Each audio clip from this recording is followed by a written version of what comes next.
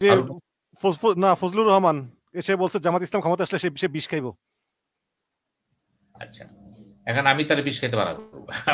আমার সাথে খুব ভালো সম্পর্ক বলে অনেক টক শো করছে। আমি তাহলে বিষ খেতে মানা করবো। এমন কোন কাজ করি না যে আল্লাহ বিরোধী হয়ে যায়। বিষ খাওয়া তো মহাপাপ। আপনি কি দোজখে যাবেন নাকি? আপনি ফজলুর রহমান মুসলমানের ছেলে, বিষ খাবেন কেন আপনি? কে ক্ষমতা গেল কি না গেল এটা জনগণের ব্যাপার। আপনি কি জনগণের বিরুদ্ধে? জনরায়ের বিরুদ্ধে? জনগণ যদি মনে করে জামাত ক্ষমতা যাবে, যদি ভোট দিয়ে দেয়, কিন্তু কারচুপি হবে না। তা আপনার অসুবিধা কি? আপনি বিষ খাবেন কেন? তাই তো বোঝা গেল আপনার জীবন দর্শনটা ভুল। ওই দর্শনে মানবতা নাই, উদারতা নাই, একদম একপাক্ষিক হয়ে গেছেন। না, এগুলো করেন না। এগুলো অতি আবেগের কথা বলতেছেন। আর মুক্তিযোদ্ধা ছিলেন, কষ্ট করছেন। ওই দুঃখের কথাটা কইছেন। কিন্তু এটা তো আপনার গণতান্ত্রিক কথা হলো না। আপনি যত বড় হইতে চান, তত উদার হইবেন কিন্তু। আপনি বলবেন, জামাত অন্যায় করছে ভালো কথা। জনগণ দেখুক কি করছে। জামাত অন্যায়টা করছে কবে? ৭১ সালে। ৭১ সালে। বঙ্গবন্ধু কি করছে? বঙ্গবন্ধু দালালি করছে। দালাল কোলাবরেটর অ্যাক্ট। কি বলছিল? যারা যুদ্ধে বিরোধিতা করছে তারা না। যারা ছিনতাই, রাহাজানি, ধর্ষণ, লুণ্ঠন করছে তাদের বিচার হবে। যেখানে আপনাদের ভাষায় জাতির পিতা বঙ্গবন্ধু শেখ মুজিব ক্ষমা করে দিছে। শুধুমাত্র এরা। সেখানে আপনি এই কথা বলতেছেন কেন? যুদ্ধের পরে দেশে মেনে নিয়েছেন? মেনে নিছি। ফিনিশ। আমি যুদ্ধের পরে আমি পরাজিত, আপনি বিজিত। আমি বিজিত। আপনি জিতছেন। আমি মনে করি আমি ভুল ছিলাম। ঠিক আছে? সরি। তাই বলে আমাকে উচ্ছেদ করে দিবেন? মেরে ফেলাবেন পুরোপুরি? না। তবে কথা আছে। আমি যদি পরাজিত হওয়ার পরে আবার অতীত কাজগুলো আবার উত্তর চাই, সেই ক্ষেত্রে অন্য জিনিস। সেই ক্ষেত্রে বলে আমার খাইশ চেঞ্জ হয়নি। আজকে যারা জামাত ইসলাম করে 2% লোক আছে। 2% লোক মুক্তিযুদ্ধ ছিল। ওই সময় ছিল। এখন ৫০ বছর ৫২ বছর হয়ে গেছে। এখন জামাত যারা করে হচ্ছে ৬০ বছর ৬৫ বছর বয়স। ওরা রাজাকারী, আলমদনি, আল শামস। তো কেন গালি দিচ্ছেন আপনি? আপনার সংসদ নিজেরা করে স্বাধীন বাংলাদেশের জন্ম তার। সে লেখাপড়া করছে, বিজনেস করতেছে। সে একটা আদর্শ নাগরিক হইছে এখানে। আপনি তারাই বলতেছেন তুমি রাজাকারের সন্তান। চোরের ছেলে, চোরের ছেলে যদি মৌলবি হয়ে যায়, আমি বকবেন তাকে? তোর বাবা চোর ছিল। ধর্মপ্রচার হবে? ধর্মপ্রচার পূর্ব শর্ত হলো তুমি যার সন্তানই হও, তুমি এই পথে আসো। আপনি কি করবেন? নবী রাসূলদের বিখ্যাত নবী রাসূল সব বাপেরা কি ছিল? সব তো অন্য ধর্মের ছিল। রসুল যখন আসে, নতুন আল্লাহর বাণী নিয়ে আসলো। তো বাপে তো অন্য দলে ছিল সে। একটু কইবেন, "এই তুই আজরের ছেলে ইব্রাহিম, আজরের ছেলে।" কোথায় আজরের ছেলে ইব্রাহিম বুঝতে যদি পিতা। অসংখ্য নবী রাসূল তাতে আসছে কিন্তু। আরে এই তো বাপের ছেলে মূর্তি পূজা কইবেন এটা? এই শিক্ষা কি পাইছি আমরা কোন তো? কিসের লেখাপড়া করছি আমরা কোন তো? জন্ম হোক যেখানে সেখানে যাতে তার কর্ম হোক ভালো। এটাই তো কথা আমাদের। কর্ম। আজকে মুসির ছেলে দেখেন রিকশাওয়ালার ছেলে বিসিএস পরীক্ষায় পাস করছে। সেদিন পাইলাম, আমি তো বিভিন্ন জায়গায় লেকচার দেই। ওখানে সারদা পুলিশ একাডেমি। আমি জিজ্ঞেস করলাম, "ফাদার কি করে?" সুন্দর করে বলল, "মুদি দোকানের মালিক।" গর্ব করে বলল। Thank you very much. পেশায় ধরলাম তোমাকে। এখন বাবা মুদি দোকান মুসির ছেলেরা হইছে। আব্রাহাম লিঙ্কনের ফাদার কি ছিল? মুসি। কোন মুসি? এই মুসি না তো। জিমি কার্টার কি ছিল? বাদাম ব্যবসায়ী। এই চীনা বাদাম ব্যবসায়ী? ওরা তো বড়, বড় বাদামের বাগান। এখন প্রশ্ন হলো এগুলি বলবেন না। আমি ফজলু ভাইরে বলব, আপনার অনেক কিছু কিন্তু ভুল আছে। আমি আপনার শ্রদ্ধা করি, ভালো জানি। আপনি আমাকে ভালো জানেন। প্রশ্ন হচ্ছে আমি ভালো জানি বলেই বলি, আপনি কখনো একপেশে হয়ে যাবেন না। আপনার ছেলে ব্যারিস্টার। আপনার ফাদার কি? আর দাদা কি? তার দাদা কি? নিঃসন্দেহে কৃষক। কেন কৃষি ছিল প্রধান কাজ। আমার ফাদার কি? দাদা। তার দাদা। হ্যাঁ, আমাদের ২০০ বছর ইতিহাস আছে। কিন্তু ২০০ বছর আগে কি? কৃষক। কারণ জমি ছিল তো। কাজে জন্ম নিয়ে কথা বলেন না। জমিদার মানে কি? জমিদার মানে হলো বড় গুন্ডা। জমিদার প্রতি নিছেন, কিনা নিছেন কেউ পারেছেন। কিন্তু আপনার বাপে কি ছিল? জমিদারের বাপে কি ছিল? ১ম জমিদারের বাপে খবর আছে কোনো? এগুলি বইলেন না প্লিজ। ইভেন দেখেন আমি বলি, বঙ্গবন্ধু শেখ মুজিবুর ফাদার কি ছিল? লুৎফর রহমান। ও তো কেরানি। সেরেস্তাদ ছিল, সেরেস্তাদা। তার তার ফাদার কি ছিল? এতদূর যান কেন? কিসের সৈয়দ বংশ? কিসের আপনার সিনহা বংশ? কিসের আপনার কি চৌধুরী বংশ? এটা কে বানাইলো? এগুলো তো বানানো হইছে। এগুলো ব্রিটিশরা টাইটেল দিয়ে দিচ্ছে আপনাকে। হয়ে গেছেন আপনি। কিন্তু মূলত আপনি কি? ওই ব্রিটিশদের আপনি গোলামি মানুষ। করেছেন এজন্য গোলামির টাইটেল পেয়েছেন। খান টাইটেলটা কি? এই খান, মোল্লা এগুলো হয় না কিন্তু। আমি সেইজন্য বললাম, মানুষের বড় পরিচয় হলো মানুষ তার মেধা প্রজ্ঞা। কেউ লাঠিয়াল, নন লাঠিয়াল কর্মচারী। পুরো ভারতবর্ষের টাইটেল গুলি সবসময় বিতর্কিত। এগুলো কিন্তু কোন টাইটেল মানে মানুষের পরিচয় দেয় না। সৈয়দ বংশের ছেলে আমি। তার মানে কি? নবাব সিরাজুল বাবে কি ছিল? বল আপনি জানেন কি ছিল? কার নাম? উনি আলীবর্দী খানের নাতি। হ্যাঁ, নানা হ্যাঁ। নামে এসে কিন্তু ওর বাপে কি ছিল? ওর তার বাপে কি ছিল? ইতিহাস। ওর বাবার নাম ছিল মনে হোসেন আলী, আমিনা বেগমের স্বামী। ওর বাবার নাম নওয়াব, আমি কি যেন নাম। আমি ওর প্রশ্ন। মার নাম ছিল আমিনা বেগম। এখন নবাব সিরাজুল্লাহ হলো কেনা? নবাব সিরাজুল্লাহ কে বানাইলো? নানা। এটা আলীবর্দী নানা বানাইছে। সে নালিবতী তো হোসেন বাংলা, বিহার, উড়িষ্যার অধিপতি। এখন আসেন। এটা তো হয় না। ইভেন দেখেন তো মুঘল সাম্রাজ্য প্রতিষ্ঠাতা কে? বাবর। বাবর। বাবরের বাপে কি ছিল? তার বাপে কি ছিল? বাবরের ছেলে বলতে পারে বাবরের ছেলে। এবং শাহজাহান, আওরঙ্গজেব এরা বলতে পারে আমরা বাপের ছেলে। বাবরের বাবা সম্ভবত তুরস্কের ফারগানা রাজ্যের একটা ছোটটা রাজ্যের রাজা ছিল। ঠিক আছে। নামটা মনে পড়তেছে তার না। বাপে কি ছিল? আমি বলছি তার বাপে কি ছিল? আপনি হিসাব করতে কি দেখা যাব যে সবগুলি হচ্ছে ঐতিহ্যগতভাবে চলে আসছে কিন্তু। কাজে জমিদার প্রথা, এই প্রথা, সেই প্রথা এগুলো আসে। কিন্তু আপনি যদি মানুষের মেধাকে গুরুত্ব দেন, ইসলাম কি বলে? বিদায় হজের ভাষণটা দেখেন তো। যদি কোন ক্রীতদাসকে তোমাদের নেতা বানানো হয়, আর যদি তার সে যোগ্যতা থাকে, তাকে মেনে নাও। রাসূল কি বলছে? কুরাইশ বংশ ছাড়া কি মানতে পারবে না? রাসূল যখন বইলা গেছে, আপনি মুসলমান যদি হন, কি করবেন? বলার কিছু আছে? এত নবী রাসূল, কোরআন শরীফে ২৪ জন না ২৬ জনের কথা বলা আছে। কার বাপে কি ছিল? একমাত্র সুলাইমান আলাইহিস সালামের পিতা কে ছিল? দাউদ আল ইসলাম। দাউদ আলাইহিস সালাম। দাউদ আলাইহিস সালামের পিতা কে ছিল? দাউদ আলাইহিস সালাম যেহেতু রাজা ছিল, গোলন্দাজ বাহিনীর চিফ ছিল, সে যে রাজা হয়ে গেল, সুলাইমান আলাইহিস সালাম চলে আসলো। পুরো ক্ষেত্রে সে নবী রাসূল হয়ে গেল। তার কি ছিল? ইউনূস আলাইহিস সালামের বাপ, ইউনূস আলাইহিস সালাম মাছের ব্যবসা করত। মাছের ব্যবসা করত। কোরআন বলতেছে মাছওয়ালা ইউনূস। তাই তো তার ফাদার কি ছিল? এইজন্যই বললাম, যদি বলেন যে ইব্রাহিম আলাইহিস সালাম বলেন আজরের পোলা। আর সব নবী তো তার থেকে আইছে। নবী রাসূল। তো আজরের পোলা। পরিচয় তার আজরের পোলা। আজর পুত্র ছিল মূর্তি বানাইলো। তার ছেলে ইব্রাহিম আলাইহিস সালাম। আল্লাহ তারা কি করলো? ইসমাইল, ইসহাক। সারা ইসমাইল রসুল, ইসহাক শত শত নবী রসুল। এই যে সম্মানিত ব্যক্তিটি, আমি বলব যে আপনি কার ছেলে? আমি ধিক দেই সেই সমস্ত মানসিক সম্পন্ন লোকদেরকে, যারা বংশমর্যাদা বড় করে শিক্ষা, মেধা, ভদ্রতার মধ্যে ছোট করে ফেলায়। যেগুলো হয় না। আমি সেই জন্যই বলতেছি বারবার। জিয়াউর রহমান সেনাপতি, রাষ্ট্রপতি, মুক্তিযোদ্ধা এবং সে স্বাধীনতার একজন বঙ্গবন্ধুর পক্ষে বলেন যে ঘোষক। তার ফাদার কি? তার ফাদার কি? এরশাদের ফাদার কি? তার ফাদার কি?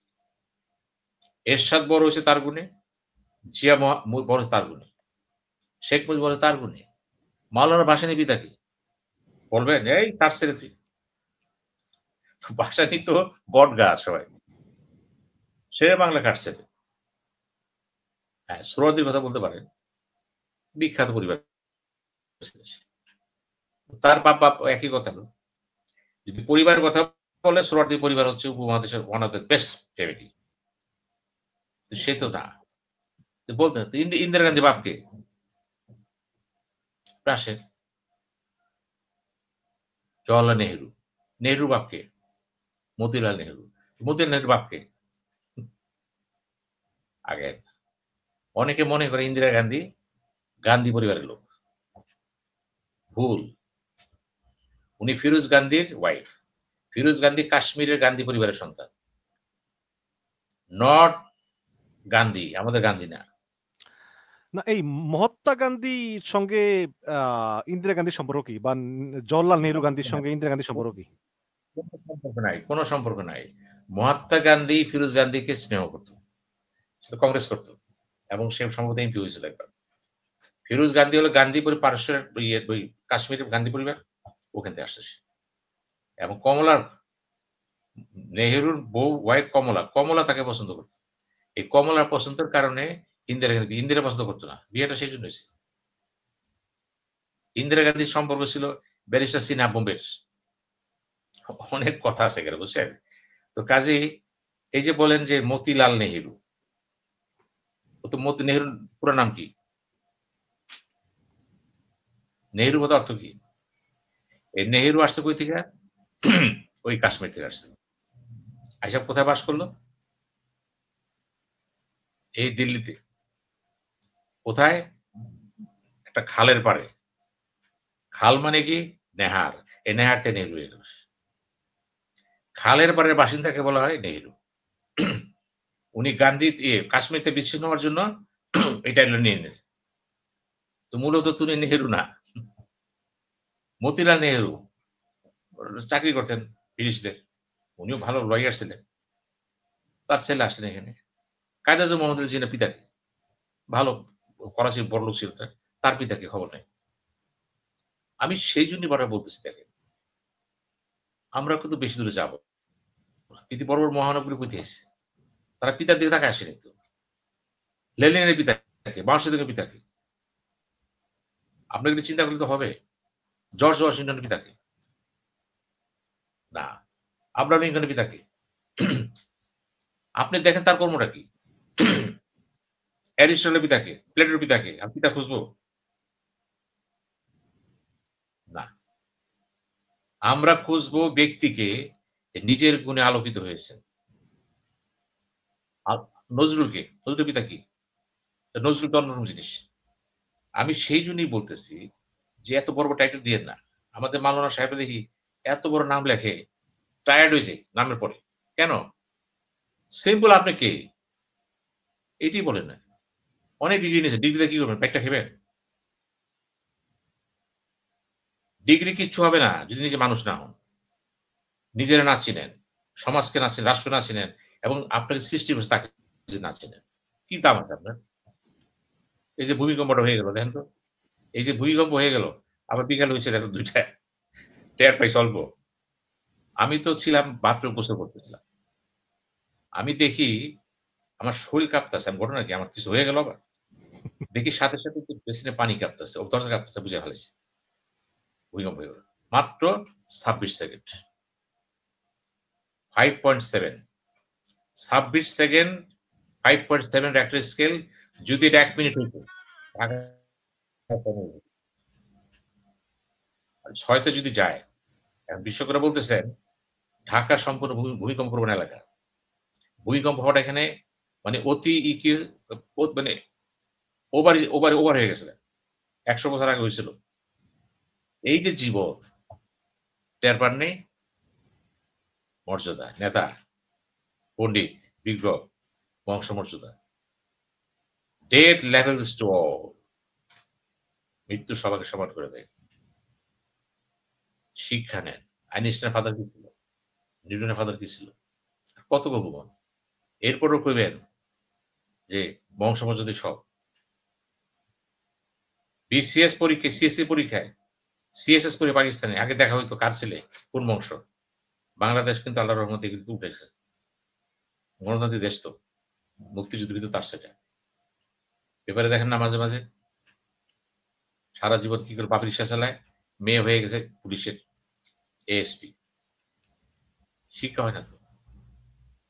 আমি এই জন্য বলছি যদি আপনার দেশটাকে ঠিক করতে চান, আপনার সাংস্কৃতিকভাবে, পারিবারিকভাবে সব দিক থেকে আপনি নিজেকে চিনেন, জানেন।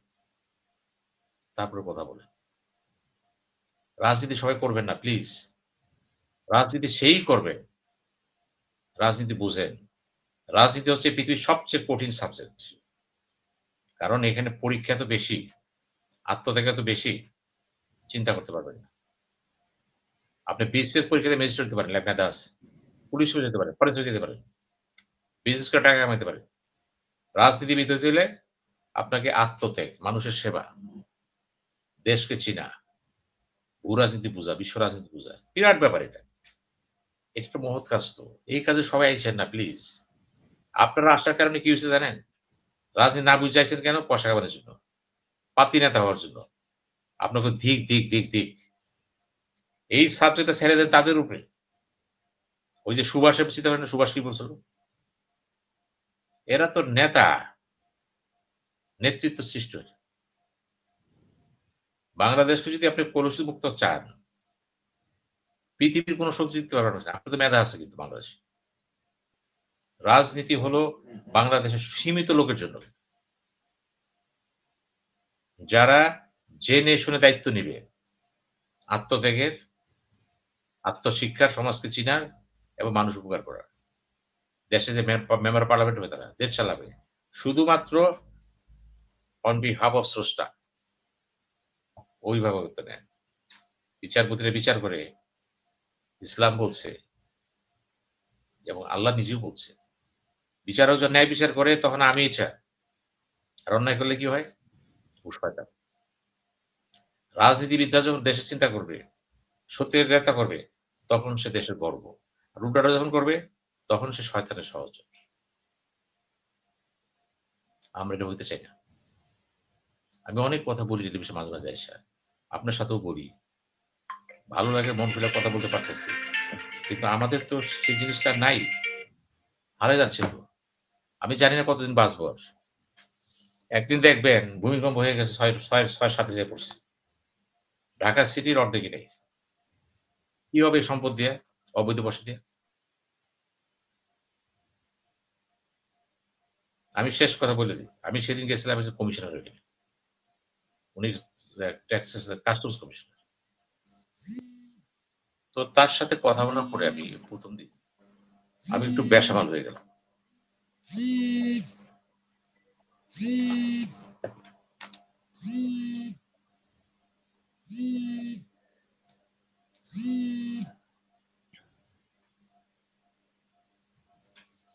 একটু বেসামাল হয়ে গেলাম। তার হাতে একটা তসবি। জি। কাপড়-চোপড় কিন্তু মডার্ন। সে আমাকে ৫ মিনিট কিছু কথা বলল। আমি বললাম, "একটা কাজ করো। যেকোনো শনিবার দিন আমি তোমার সাথে বসবো। তুমি ১ম ব্যক্তি আমার কাছে। ব্যতিক্রম কথা বলতেছো। আমি তোমার কথা শুনবো, আমি কোন কথা বলব না।" এই ধরনের কাস্টমস কমিশনার আমরা চাই। যে পদ চায় না, সেবা চায়। বলে দেখেন আমার অফিসে যদি ওরে লাগে আসে না খেয়ে যেতে পারে না। ইনস্ট্রাকশন দেওয়া আছে। যেই হোক গরিব বুঝ না। চা ছাড়া কেউ যাবে না। উঠতে শিখাই দিয়েছি সালাম দিবা সহজে। এখন এই জিনিসগুলো হয় কি শিক্ষা। আমার সমস্ত দাবি কিন্তু রাজনীতিবিদদের কাছে। এই সমাজটা কে করবে? এই ভূখণ্ডটা কে সৃষ্টি করবে? আমরাই করছি। এটা কে রক্ষা করবে? মূলত রাজনীতিবিদ। বিভিন্ন দল করবে, কর্মসূচি দিবে, ম্যানিফেস্টো দিবে, নির্বাচন করবে, ক্ষমতায় যাবে, দেশ চালাবে। কিন্তু দল গঠনও ঠিক নাই। ম্যানিফেস্টো তো অতি কথাবার্তা, কনস্টিটিউশন কথাবার্তা অতিরিক্ত। ক্ষমতায় যাওয়ার পরে ক্ষমতার মোহে, অর্থের মোহে সব ভুলে যায়। এখন কি করব তাহলে? চাইলে আমরা একটা কাজ করি, আল্লাহর কাছে চাই যে আল্লাহ আমাদের বাঁচাও, রক্ষা নাই। এই জাতির কে ঠিক করবে? কে মানুষ করবে এদেরকে? আপনি রাজনীতির কথা বলছেন। এরা কিভাবে হয় এটা সম্ভব? একটা লোক মানুষ হলো না। নিজেরে চিনল না। স্রষ্টাকে চিনল না, সমাজকে চিনল না, চিনল শুধু অর্থ পয়সা, লুটতরাজ, সে হবে নেতা। এই জন্য দেশ স্বাধীন ছিল। সুতরাং ৭১-এর চেতনা নষ্ট করছে এই ধরনের রাজনীতিবিদরা।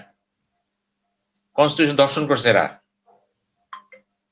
পুলিশ ধ্বংস করেছে এরা, আর্মি তখন শেষ তারা, মসজিদ মন্দির মাদ্রাসা লেখাপড়া তারা নষ্ট করছে তারা। সুতরাং সমস্ত রাজনীতিবিদদেরকে বলবো, তোবা করেন। যখন তখন উমরা করতে চান না, হজ করতে চান না, হজ করে এসে আবার দেখা যায় আরো পাজি হয়ে যান আপনার। এই হজকে ব্যবসা সে নেবেন না কিন্তু, উমরা ব্যবসা না কিন্তু, এটা স্রষ্টার সাথে আপনার আত্মীয় সম্পর্কের মাধ্যম, কিন্তু অন্যতম মাধ্যম, সেটা করে। এটা হয় না কিন্তু, এটা বন্ধ করে। জাতি কিন্তু লোন নিতে পারতেছে না।